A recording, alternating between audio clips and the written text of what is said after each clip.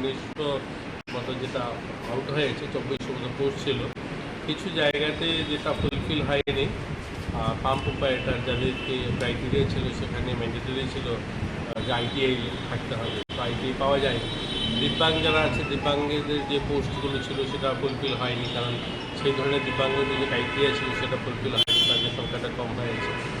যারা ex serviceman যারা ছিল সেটাও ফুলফিল হয়নি, তার জন্য 450 মতো ভ্যাকেন্ট রয়ে গেছে। বাকি সবাইকে দেওয়া হয়েছে, মেরিটের বেসিসে হয়েছে। আপনারা জানেন অনেক আগেই পরীক্ষা হয়েছিল, বা ইতিমধ্যে হয়েছে।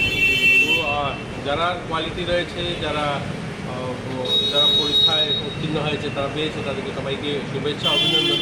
আগামী দিনে তাদের ভালো হোক, ঈশ্বর তাদের ভালো করবে। জিআরবিটি গ্রুপ ডি আরেকটা রয়েছে, ওইটা সেটাও হবে খুব শীঘ্রই, সেটারও পরীক্ষা শুরু হয়ে যাবে। বাইবা কবে থেকে শুরু হবে? এখনও তারিখ নির্ধারণ করা হয়নি, খুব শীঘ্রই শুরু হবে, সেটা আমরা বলে দেবো।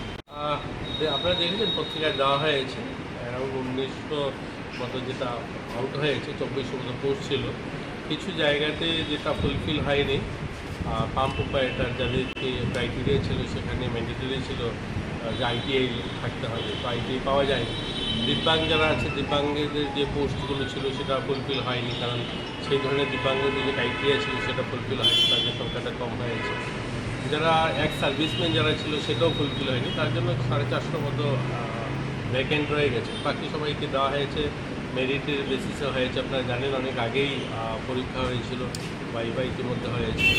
তো যারা কোয়ালিটি রয়েছে, যারা যারা পরীক্ষায় উত্তীর্ণ হয়েছে, তারা পেয়েছে, তাদেরকে সবাইকে শুভেচ্ছা, অভিনন্দন। আগামী দিনে তাদের ভালো হোক, ঈশ্বর তাদের ভালো করবে। জিআরবিটি গ্রুপ ডি আরেকটা রয়েছে, ওইটা সেটাও হবে খুব শীঘ্রই, সেটারও পরীক্ষা শুরু হয়ে যাবে। বাইবা কবে থেকে শুরু হবে?